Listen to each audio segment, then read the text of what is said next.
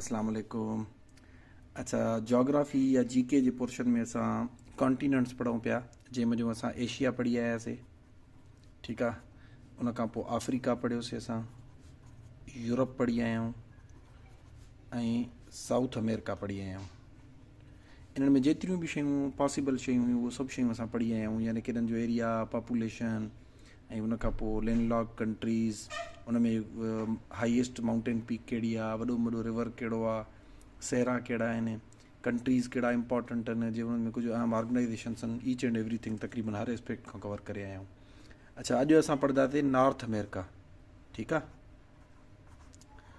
हाणे north America नक्शे में तव्हांखे मां पढ़ायांव त नॉर्थ मथे पासे ॾे हूंदो आहे ऐं साउथ हेठे पासे ॾे हूंदो आहे। ठीकु आहे, हे नॉर्थ अमेरिका आहे हिन जॻह ते, ऐं हिते जेको आहे सो हे साउथ अमेरिका आहे। हे पानामा इस्तमस जे थ्रू हिक ॿिए सां मिलियल आहिनि। सो नॉर्थ अमेरिका खे असां डिस्कस कंदासीं त हाणे इहो वर्ल्ड्स थर्ड लार्जेस्ट कॉन्टिनेंट आहे। ठीकु आहे, 3 नंबर ते वॾो में वॾो कॉन्टिनेंट आहे। अच्छा, इन जे अंदरि नंबर ऑफ कंट्रीज़ जेके आहिनि 23 कंट्रीज़ आहिनि according to UNO, united nation organisation में जेके रजिस्टर्ड आहिनि कंट्रीज़ उहे 23 आहिनि। ठीकु आहे। अच्छा, उन खां पोइ जेको हे नॉर्थ अमेरिका आहे, इन में 3 वॾा मुल्क आहिनि। कहिड़ा कहिड़ा आहिनि? कैनेडा, USA ऐं मैक्सिको। हाणे इहे 3 जेके आहिनि तमामु वॾा कंट्रीज़ आहिनि, ऐं जेको आहे सो सिर्फ़ु हे 2 मुल्क आहिनि, इहे मिली करे 79% एरिया ते मुश्तमिल आहिनि, यानी कि हिन जो जेको बि एरिया आहे उन में थोरे लेखे चऊं त 80% ते सिर्फ़ु हे 2 मुल्क आहिनि। एॾा वॾा मुल्क आहिनि। उअं ई बि आबादी जे लिहाज़ खां एराज़ी जे लिहाज़ खां कैनेडा दुनिया जो 2 नंबर वॾो मुल्क आहे। हिन में जेकॾहिं एराज़ी जे लिहाज़ खां बाय एरिया पुछनि त Canada is the largest country in north America, first number ते आहे बाय एरिया। ठीकु आहे, सेकेंड नंबर ते USA आहे। अच्छा, जेकॾहिं बाय पॉपुलेशन पुछनि, हे छा हुयो? By area.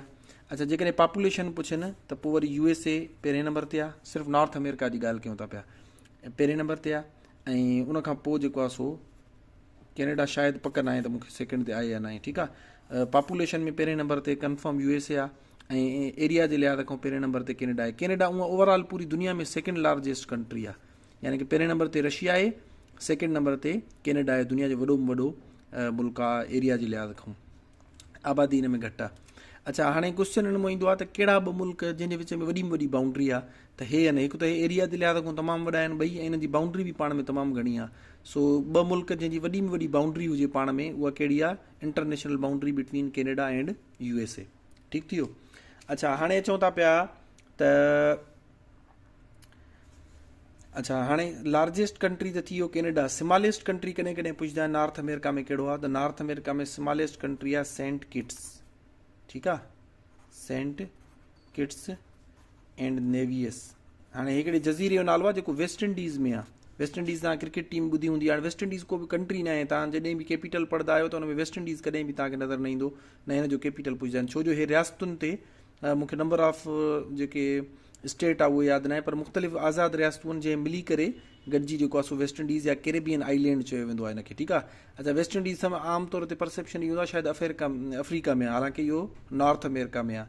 ऐं वेस्ट इंडीज़ हिननि खे इन करे ई चयो वेंदो आहे त जॾहिं जेको आहे सो हे बाक़ी दुनिया हेॾे वेई क्रिस्टोफर कोलंबस अमेरिका ॻोल्हे लधो हुयो त सभिनि खां पहिरियों इहे मिलिया हुआ आहिनि, ऐं छो जो करे इन्हनि जो रंग कारो हुयो त इन्हनि खे चवंदा वेस्ट इंडियन। अंग्रेज़ सभु अच्छा हुया, त हाणे हे हुयो वेस्ट साइड, यानी कि यूरोप आहे हिन जॻह ते। नॉर्थ अमेरिका साउथ अमेरिका आहे त असांजो यूरोप ईअं सम्झो हिन जॻह ते आहे। हे जॾहिं विया त हाणे हुननि चयो त हे इंडियन वांगुरु कारा आहिनि, यानी कि ब्राउन आहिनि। जेके कारा हूंदा आहिनि उनखे नॉर्मली ब्राउन सॾियो वेंदो आहे। सो हिन खे चयो वियो त वेस्ट इंडियन, यानी कि इंडियन टाइप आहिनि पर आहिनि काॾे? वेस्ट में, छो जो इंडिया आहे ईस्ट में, या पाकिस्तान काॾे आहे? ईस्ट। ईस्ट हिन पासे ॾे हूंदो आहे, नॉर्थ मथे, साउथ हेठि ऐं वेस्ट हेॾे। सो हिननि खे चयो वियो वेस्ट इंडियन। ठीकु आहे। ऐं ही किथे आहिनि? नॉर्थ अमेरिका में। वेस्ट इंडीज़ में जेके रियासतूं आहिनि, जॾहिं वेस्ट इंडीज़ जी लीगल थिया त हुन में ॾिसंदा हूंदो Trinidad Tobago, Saint Kitts and Nevis, ईअं कुझु ॿिया हुन जा नाला आहिनि। उन में जेका हे रियासत आहे सभिनि में नंढी में नंढी आहे, smallest country in north America. अच्छा, उन खां पोइ अचूं था पिया लेक सुपीरियर। तव्हांखे पढ़ायूं आहे जनरल नॉलेज में त lake superior is the largest fresh water lake in the world. Largest fresh water lake in the world.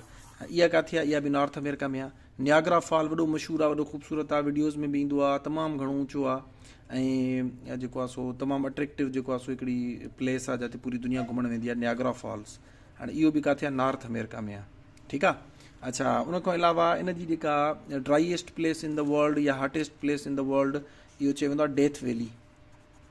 Death valley या कैलिफोर्निया में आहे। ऐं इन में जेको हिन महिल ताईं रिकॉर्ड टेम्परेचर नोट कयो वियो आहे 54 डिग्री सेंटीग्रेड।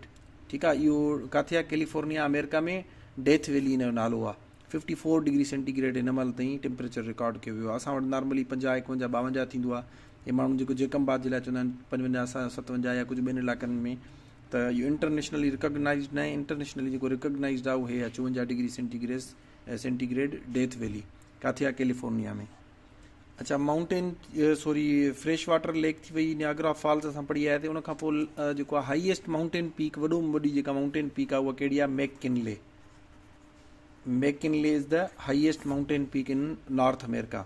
अच्छा, उन खां पोइ अमेरिका जे बारे में जॾहिं बि तव्हांखे चवंदो आहे का शइ पढ़ो त उन सां रिलेटेड जेके शयूं हुजनि उहे तयारु करे वठंदा कयो। हाणे अमेरिका हिन में मुख्य आहे, सो जेको आहे सो इन में जो कुझु क्वेश्चन ईंदा आहिनि जेके असां ॾिसी था वठूं। त अमेरिका आज़ादु कॾहिं थियो हुयो? त अमेरिका 4 जुलाई 1776 ते आज़ादु थियो हुयो। ठीकु आहे, इन ते इहे पंहिंजो इंडिपेंडेंस डे मल्हाईंदा आहिनि। कंहिंखां बर्तानिया खां हिन आज़ादी हासिलु कई। अच्छा, उन खां पोइ क्रिस्टोफर कोलंबस कॾहिं ईंदो आहे? त कहिड़े साल में हिन खे ॻोल्हे लधो? अमेरिका खे दरियाफ़्त कयो त इहो 1492 में हिन खे ॻोल्हे लधो हुयो। हाणे हिन खे कीअं ॻोल्हे लधो हुयो? त ईअं ई न हुयो त दुनिया ते मौजूदु न हुयो। जीअं तव्हांखे मां ॿुधायो आहे त हिते यूरोप आहे, हिते तव्हांजो एशिया आहे, ऐं हिन ते जॻह ते तव्हांजो छा आहे? हे सॼो हिते एशिया आहे, हिते तव्हांजो छा आहे? अफ्रीका आहे। हाणे हे टे जेके कॉन्टिनेंट्स आहिनि इहे या त पाण में मिलियल आहिनि, हिते जेको हिननि खे सेपरेट करे थो। हाणे इहो बि जनरल नॉलेज जो क्वेश्चन आहे, यादि कंदा वञो त C which separates Europe from Asia. हाणे हिते आहे असांजो ब्लैक सी। ब्लैक सी जेको आहे उहो सेपरेट करे थो यूरोप ऐं अफ्रीका खे। अच्छा, हिते वरी यूरोप ऐं अफ्रीका खे कहिड़ो सी सेपरेट करे थो? Mediterranean C. मेडिटेरियन सी, इहो असां यूरोप में पढ़ी आयासीं डिटेल में। एशिया ऐं अफ्रीका जे विच में कहिड़ो सी आहे? हिन जॻह ते आहे रेड सी। ठीकु आहे, हाणे इहो यादि करे छॾियो। इहो बि जनरल नॉलेज जो क्वेश्चन हूंदो अथव, जोग्राफी वग़ैरह में, जनरल नॉलेज में, करंट अफेयर में पुछी वठंदा आहिनि। So sea which separates Europe from Asia is Black Sea. ऐं यूरोप ऐं मेडिटेरियन सी, यूरोप ऐं अफ्रीका खे मेडिटेरियन सी सेपरेट करे थो पियो। अहिड़े तरीक़े सां एशिया खे ऐं अफ्रीका जे विच में कहिड़ो आहे? रेड सी आहे। बिल्कुलु आसान आहे, जोग्राफी में तव्हां ॾिसी वठंदो न त मां तव्हांखे पिक्चर मोकिलियां थो पियो। हाणे सी मां तव्हांखे ॿुधायो आहे तमामु नंढा हूंदा आहिनि, माना ओशियन जे मुक़ाबले में। ओशियन त दुनिया में 5 आहिनि न, ऐं ईअं सम्झो त हज़ारे सी मिली करे बि हिकिड़ो ओशियन नथा ठाहे सघनि। ओशियन एॾो वॾो हूंदो आहे। सो हाणे हिननि जे विच में मुफ़ासिलो त घटि हुयो, ॿेड़ियुनि जे ज़रिए बि हिकु या 2 ॾींहंनि जी मुसाफ़त तइ करे पुॼी वेंदा। अच्छा, इन्हनि जे विच में कुझु ख़ुश्की जा इलाइक़ा बि आहिनि जंहिंसां हे हिक ॿिए सां कनेक्टेड आहिनि। ठीकु आहे, सो हे ॿई हिक ॿिए सां, हे हिन सां हिक ॿिए ॾींदा वेंदा, या हे नोन हुयो। ऑस्ट्रेलिया बि हिननि जे हिते वेझो वेझो आहे, सो इन करे इन ऑस्ट्रेलिया जी बि हिननि खे ख़बर हुई। त हाणे केतिरनि सालनि ताईं, केसि ताईं? 1492 में क्रिस्टोफर कोलंबस अमेरिका दरियाफ़्त कयो हुयो। 1492 ताईं सम्झो वेंदो सिर्फ़ु दुनिया हीअ ई आहे, छो जो हिते विच में अचे थो एटलांटिक ओशियन। हाणे अॼुकल्ह जे दौर में त जहाज़ बि आहिनि, शिप्स जेके इंजन ते हलंदा आहिनि, इन करे बिल्कुलु आसान थी वियो आहे हितां खां हेॾे अचणु। पर उन दौर में इहो एटलांटिक ओशियन माना ईअं हूंदो जो तव्हां ॾींहंनि जा ॾींहं, महीननि जा महीना हलंदा रहो, समुंड तव्हांजो न खुटंदो। सो इन करे दुनिया सम्झी त बाक़ी जेकी दुनिया आहे उहा सम्झंदा सिर्फ़ु हे 3 कॉन्टिनेंट्स आहिनि या 4 कॉन्टिनेंट्स आहिनि, इन खां अलावा ॿी काई बि दुनिया न आहे। ठीकु आहे, हिन पासे ॾे जेके अमेरिका जा 2 कॉन्टिनेंट हुया, दुनिया खे हिन जी ख़बर ई न हुई, दुनिया खां डिस्कनेक्टेड हुया। पहिरियों दफ़ो क्रिस्टोफर कोलंबस जॾहिं निकितो त उहो जेको आहे ग़लती सां हिते वञी करे पहुतो, ऐं पोइ बाक़ी दुनिया खे ख़बर पई त हिन पासे ॾे बि, यानी कि हे जेकॾहिं तव्हां समुंड पार करे वञो एटलांटिक ओशियन, त हिन पासे ॾे अमेरिका नाले आहे। जीअं ॿुधायो मां त उहो वेस्ट इंडीज़ में अची पहुतो हुयो, ऐं हुनखे वेस्ट इंडियन जो जेको आहे सो नालो ॾिनो वियो। ठीकु आहे, पोटेटो हिते थींदो हुयो पहिरियों दफ़ो, बाक़ी दुनिया ॾे पोटेटो अमेरिका में वियो। ठीकु आहे, सो हिते असांजो छा आहे? नॉर्थ अमेरिका आहे, ऐं हिते असांजो साउथ अमेरिका आहे। अच्छा, ॿियो हिकिड़ो जनरल नॉलेज जो क्वेश्चन, त दुनिया जी वॾी में वॾो इस्तमस कहिड़ो आहे? इस्तमस चइबो आहे land strip which connects two जेको आहे लार्जर लैंड मासिस, यानी कि 2 जेके ख़ुश्की जा वॾा टुकड़ा हूंदा आहिनि, उनखे हिकिड़ी सनड़ी जेका आहे ज़मीनी पट्टी पाण में मिलाईंदी आहे। इहा डेफिनेशन बि थी सघे थी, ऑलरेडी असां पढ़ी आया आहियूं। या वरी land strip which separates two जेको आहे लार्जर वाटर बॉडीज़, हिन पासे ॾों एटलांटिक ओशियन आहे, हिन पासे ॾों पैसिफिक ओशियन आहे। सो इन्हनि ॿिन्हिनि खे सेपरेट हे थो करे। त दुनिया जो वॾो में वॾो इस्तमस कहिड़ो आहे? जेको आहे इस्तमस कहिड़ो आहे? Isthmus of Panama. ठीकु आहे, isthmus of Panama is the largest isthmus in the world. So इहो क्वेश्चन बि ईंदो आहे। त हे हुयो हुनजो बैकग्राउंड, त क्रिस्टोफर कोलंबस 1492 में नॉर्थ अमेरिका खे कीअं ॻोल्हे लधो, घणनि माण्हुनि खे सम्झ में न ईंदी आहे त ॻोल्हे लहण में छा मुराद हुयो। त दुनिया खे हिन जे बारे में, अमेरिका जे बारे में ख़बर न हुई, सिर्फ़ु सम्झ वेंदो त हे ई दुनिया आहे। बाद में 1492 खां पोइ दुनिया खे हिन जे बारे में ख़बर पई। अच्छा, असां डिस्कस कयूं पिया अमेरिका जे बारे में, त अमेरिका जी जेका इंडिपेंडेंस आहे 4 जुलाई ते थींदी आहे। अच्छा, उनखां पोइ क्रिस्टोफर कोलंबस, उनखे क्रिस्टोफर कोलंबस 1492 में इनखे दरियाफ़्त कयो हुयो। अच्छा, इन जो जेको कैपिटल आहे अमेरिका जो, वाशिंगटन आहे, तव्हांखे ख़बर हूंदी, वाशिंगटन DC। हाणे इहो अमेरिका जे पहिरें सदर जे नाले ते रखियो वियो आहे। अमेरिका जो फर्स्ट प्रेसिडेंट हुयो जॉर्ज वाशिंगटन, जॉर्ज वाशिंगटन, जंहिंजे नाले ते हुनजो जेको कैपिटल सिटी आहे उनखे नालो ॾिनो वियो Washington DC। DC stands for district of Columbia. So it was all about North America, जंहिंमें असां हुनजा कंट्रीज़ डिस्कस कयासीं। त टोटल 23 कंट्रीज़ आहिनि UNO जे मुताबिक़। 3 हुनजा वॾा कंट्रीज़ आहिनि, जंहिं जो कैनेडा ऐं अमेरिका सिर्फ़ु तक़रीबन सम्झो 80% एरिया ते अचनि था। Largest country by area Canada आहे, largest country by population America आहे। ठीकु आहे। उनखां पोइ असां नियाग्रा फॉल पढ़ियोसीं, त इहो बि नॉर्थ अमेरिका में आहे। लेक सुपीरियर जेका दुनिया जी वॾी में वॾी फ्रेश वाटर लेक आहे, उहा बि अमेरिका में आहे। ड्राईएस्ट या हॉटेस्ट प्लेस जेको आहे उहो डेथ वैली, जंहिं ते हिन महिल ताईं 54 डिग्री सेंटीग्रेड टेम्परेचर रिकॉर्ड कयो वियो आहे।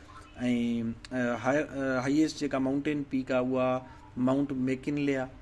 ऐं उनखां पोइ नंढो में नंढो कंट्री सेंट किट्स आहे। ऐं उनखां पोइ फर्स्ट प्रेसिडेंट जॉर्ज वाशिंगटन हुयो, सेकंड प्रेसिडेंट जॉन एडम्स हुयो। कॾहिं कॾहिं अॼुकल्ह इहो बि पुछनि था पिया, फर्स्ट हर कंहिंखे ख़बर आहे, इन करे हाणे सेकंड पुछंदा आहिनि। अच्छा, उनखां पोइ हिकिड़ो पॉइंट, त हिते नॉर्थ अमेरिका ऐं यूरोप, ऐं हिन खां पोइ हिते हिन जॻह ते आहे ग्रीनलैंड। ठीकु आहे। हाणे ग्रीनलैंड दुनिया जो वॾो में वॾो आइलैंड आहे। इहो बि पेपरनि में कॾहिं कॾहिं पुछंदा आहिनि, largest island in the world, उहा कहिड़ो आहे? ग्रीनलैंड। हाणे इहो जोग्राफिकली त नॉर्थ अमेरिका में आहे। जोग्राफिकली मां तव्हांखे पढ़ायमि त मैप जा 2 क़िस्म हूंदा आहिनि, हिकिड़ो हूंदो आहे जोग्राफिकल मैप, ॿियो हूंदो आहे पॉलिटिकल। जोग्राफी मतिलबु हूंदो आहे दुनिया में कहिड़ी जॻह ते या फिज़िकली किथे मौजूदु आहे। त फिज़िकली ईअं सम्झो त हे नॉर्थ अमेरिका जे अंदरि मौजूदु आहे या उनजे वेझो आहे। पर इहो पॉलिटिकली जेको आहे यूरोप जो हिसो आहे, छो जो कुझु मुल्क आहिनि जेके डेनमार्क जे अंडर ईंदा आहिनि। ठीकु आहे। या डेनमार्क जो मुल्क असर रसूख आहे उनजे मथां। सो हे बि डेनमार्क कंट्रीज़ जे अंदरि सम्झो वेंदो आहे। इन करे पॉलिटिकली हे यूरोप जो हिसो आहे, फिज़िकली या जोग्राफिकली जेको आहे उहो नॉर्थ अमेरिका जो हिसो आहे। ठीकु आहे। सो जॾहिं बि तव्हां जेकॾहिं को पुछे त कहिड़े मुल्क में अचे थो, हिन मतिलबु आहे नॉर्मली असांखां पॉलिटिकली पुछियो वेंदो आहे त हिनखे यूरोप में ई कंसीडर कयो वेंदो आहे। पर इहो फिज़िकली जेको आहे नॉर्थ अमेरिका जे वेझो या उनजो हिसो आहे। ऐं इहो दुनिया जो लार्जेस्ट आइलैंड आहे। Largest island in the world is Greenland. अच्छा, हिते हिकिड़ो ॿियो टेक्निकल क्वेश्चन, त बाबा ऑस्ट्रेलिया बि त हिकिड़ो आइलैंड आहे न, हिते ॾिसी सघो था पिया त ऑस्ट्रेलिया बि हिकिड़ो वॾो आइलैंड आहे। इन जी चौधारी आइलैंड चइबो आहे, जंहिंजे चइनी तरफ़ ॾों पाणी हुजे। त इनखे पाण लार्जेस्ट जेको आहे आइलैंड छो न कंसीडर कंदा आहियूं? इन करे जो हे ख़ुदि हिकिड़ो पाण कॉन्टिनेंट आहे। कॉन्टिनेंट छा खे चइबो आहे? टेक्टोनिक प्लेट्स हूंदियूं आहिनि बेसिकली, जेके धरती जा हेठों जेके हूंदा आहिनि न, सख़्तु चका हूंदा आहिनि, ईअं खणी चओ। टेक्टोनिक प्लेट्स पाण EDS में पढ़ी वठंदासीं त कहिड़ियूं कहिड़ियूं आहिनि ऐं उहे कीअं सेपरेट थियूं, कीअं ठहंदियूं आहिनि, सॼो पाण डिस्कस कंदासीं। ज़िलज़िला, अर्थक्वेक कीअं ईंदो आहे, टाइप ऑफ अर्थक्वेक, इन्हनि में तव्हांखे EDS में इहो टॉपिक रहियल आहे, पढ़ाए वठंदुमि मां। सो हे पाण छा आहे? अलॻि सां टेक्टोनिक प्लेट आहे। हिन जी अलॻि सां टेक्टोनिक प्लेट न आहे, हे नॉर्थ अमेरिका जी टेक्टोनिक प्लेट ते अचे थो पियो। सो इन करे जेको ऑस्ट्रेलिया आहे उहो पाण कॉन्टिनेंट आहे, हिन जी सेपरेट टेक्टोनिक प्लेट आहे, यानी कि एॾो वॾो आहे ईअं खणी चइजे जो आइलैंड जी कैटेगरी मां ई निकिरी थो वञे। सो इन करे लार्जेस्ट आइलैंड टेक्निकली या जोग्राफिकली या साइंटिफिकली इनखे असां कंसीडर न कंदा आहियूं, ग्रीनलैंड खे कंसीडर कंदा आहियूं, छो जो हिन जी पंहिंजी अलॻि टेक्टोनिक प्लेट न आहे। हे छो जो करे पाण अलॻि सां हिकिड़ो टेक्टोनिक प्लेट आहे, यानी कि हेठों धरती जो ख़ुश्क टुकड़ो आहे, जंहिंजे मथां बाक़ी सभु कंट्रीज़ बि आहिनि, जीअं पापा न्यूगिनिया, न्यूज़ीलैंड, ऑस्ट्रेलिया, इहे सभु ऑस्ट्रेलिया कॉन्टिनेंट में अचनि था। ऑस्ट्रेलिया पाण बि मुल्क आहे। इन खां अलावा इन सां गॾु 14 मुल्क ॿिया जेके आहिनि, मुंहिंजे ख़्याल में एक्ज़ैक्ट फिगर हिन मूंखे ध्यान में न आहे, पर 14 मुंहिंजे ख़्याल में जेसिताईं मां पढ़ियो आहे 14 कंट्रीज़ आहिनि ऑस्ट्रेलियन कॉन्टिनेंट में ईंदा आहिनि। सो इन करे हे कॉन्टिनेंट न कंसीडर कयो वेंदो आहे, आइलैंड कंसीडर न कयो वेंदो आहे। इन करे दुनिया जो लार्जेस्ट आइलैंड जेको आहे उहो कहिड़ो आहे? ग्रीनलैंड आहे। सो नॉर्थ अमेरिका खे असां डिस्कस कयोसीं, एशिया, अफ्रीका, यूरोप ऑलरेडी पढ़ी आहियूं, साउथ अमेरिका पढ़ी आहियूं, नॉर्थ अमेरिका बाक़ी तव्हांजो ऑस्ट्रेलिया पढ़ियो। ऑस्ट्रेलिया ऐं हिन जॻह ते वरी असांजो छा आहे जेको आहे सो अंटार्कटिका आहे। हिननि खे गॾु डिस्कस कंदासीं, छो जो अंटार्कटिका में ॿी का अहिड़ी ख़ासि शइ आहे न, उते आबादी बि न आहे, कुझु ॿी का अहिड़ी ख़ासि शइ न आहे जेके असां डिस्कस कयूं। सो इहो गॾु ई इनशाला हिकिड़े ई लेक्चर में पाण मंडे ते डिस्कस करे वठंदासीं। Thank you so much.